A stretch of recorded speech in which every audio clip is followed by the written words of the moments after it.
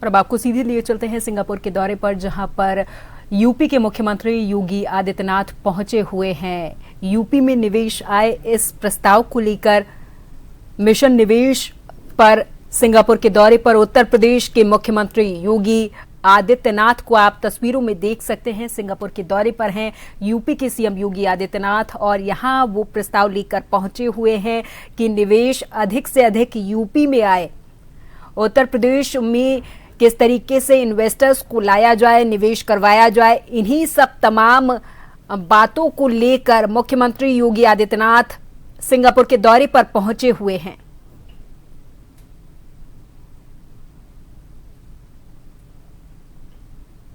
I'll take you through a very short presentation on what UP has done, and we will show you what all potential is there.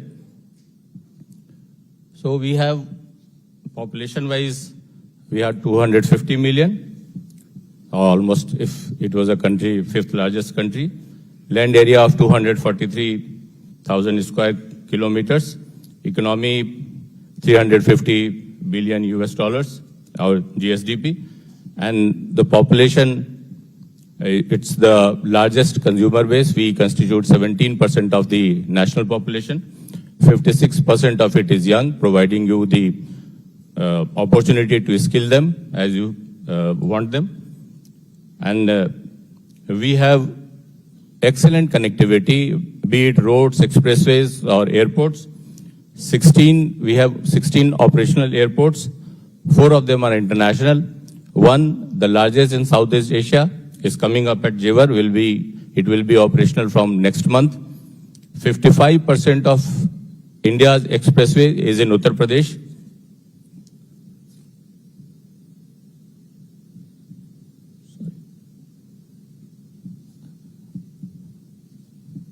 Why Uttar Pradesh is the next global industrial engine? We are an export hub, 26.10 billion Singapore dollars. The merchandise export, this is the figure in 23-24. It has seen a 102% rise in last 7 years. We have a very robust MSME sector. 70% of the state's total merchandise exports is from this sector. 9.6 million registrations are there in MSME. 55% of mobile phones are manufactured in UP. This is the national figure, 55% of the phones that are being manufactured. And data center 644 megawatts capacity is right now existing there in Uttar Pradesh. Now I come to what I was talking about, the FDI policy. If you look at it, these are the salient features. And more than that, you can customize it. Any of the concessions or rebates or subsidies that you want, that can be provided under this policy. So you have front-end lab subsidy up to 80%. If it is in Western UP, it is 75%. If it is in other parts, Bundelkhand or Eastern UP, it goes up to 80%. Capital subsidy up to 35% in 7 annual installments. Net SGST refund, 100% stamp duty and registration fee waiver, 100% exemption of electricity duty, green industry incentive up to 54,000 SGD, logistics subsidy up to 43,000 SGD, skill subsidy, training for 500 persons, refund of patent registration fees, grant for setting up of R&D centers or center of excellence, and industrial housing up to 2.15 million SGD. Just as an illustration, we have put in this slide. So if you are coming in, and it becomes operational once you invest more than 100 crores. That is 13.93 million SGD. So if you are putting up a unit, say in Noida, Greater Noida, the western part, so you get on land subsidy, you get 75% subsidy. So 75 million SGD is your incentive. Effective cost is 25 million SGD, and it is upfront. The capital subsidy is 30%. So 30% is off. Effective cost for you is 70 million SGD, and this can go up to 35% if you put it in another region. And 100%, as I said earlier, 100% is SGST refund, attractive skill development incentives. You get to customize it. You choose the guys who are going to work at your unit, and you skill them. 100% exemption in electricity duty, 100% exemption of stamp duty, incentive for setting up effluent treatment plant, land subsidy at the time of allotment. As I said, it is upfront.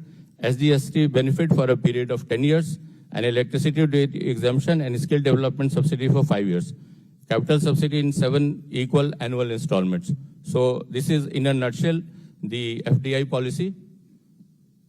The next relevant policy that we thought will interest you, though we have 34 policies, but 2 policies we are taking up. The next is the GCC policy.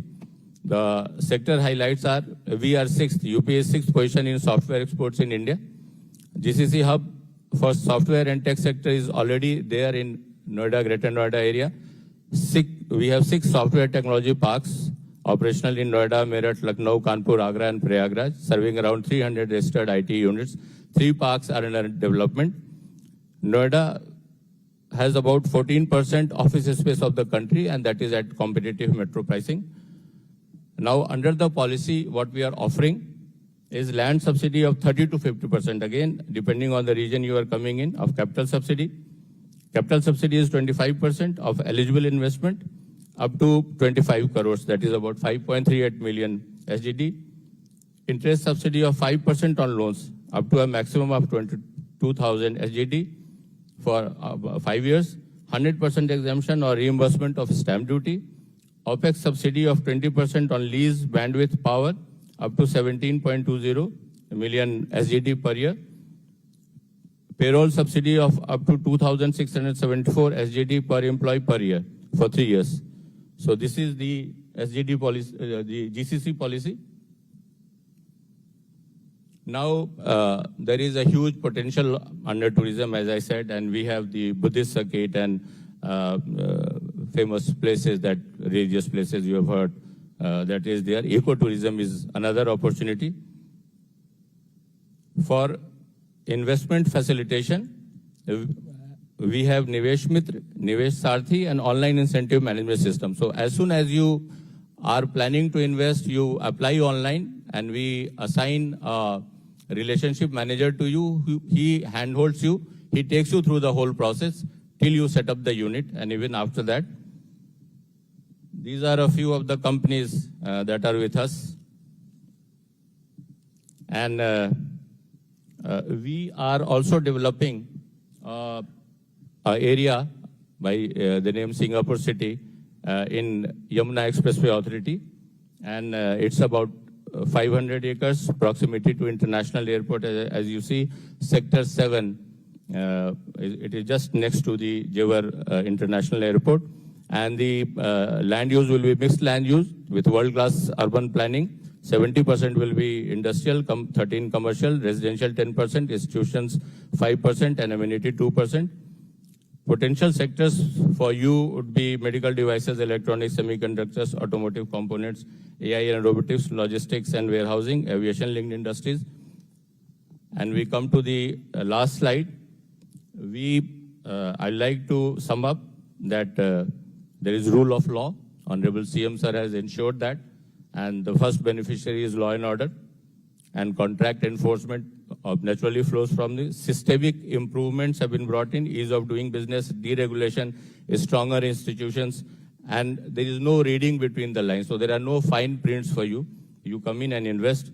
As I said, population, we have the largest consumer base, 56% in working population, 8,000 higher institutions and technical institutions, 2 lakh STEM graduates, and there is, as I said, a scheme for skilling. Under infra and connectivity, 55% of the expressways, largest railway and road network, 60 domestic and 4 international airports. Jewar International Airport is coming up. National Waterway #1, the first waterway authority is with us. As I said, MMLP is the multimodal logistic park is being developed in the Jewar area. And we have the largest industrial land bank available for allotment. And it is a policy-driven industrialization that we are following, 34 policies, best and ease of doing business, deregulation. We are the front runner state, the top state, dedicated relationship manager. I have talked about country and sector focused desks. We have a desk for Singapore and access. We are all very accessible. Starting with the Honorable CM, you can see his accessibility. You send him a mail and you get an appointment and you meet him. Economy, I'll just sum up. Agriculture, we have 11% of the agricultural land, 21% of agri-produce. Largest producer, we are in wheat, rice, potato, sugarcane, dairy. GSTP estimation is 36 lakh crores. Growth is accelerating more than the national average. We have the largest budget. We have the largest infra spend of any state in consecutively. For last 4-5 years, UP has been spending about 18 to 20% of its budget in infra creation. We are a revenue surplus state, one of the few states. We are very strong fiscally, and we aspire to be $1 trillion economy with your support. Thank you so much. Jai Hind. Thank you, sir, for the comprehensive overview of the government of Uttar Pradesh's policy framework. Now, we'd like to hear from an investor, and we have Mr. Bob Chi, the CEO for Asia Pacific for SATS. I invite him to the dais to share your experience of investing in UP.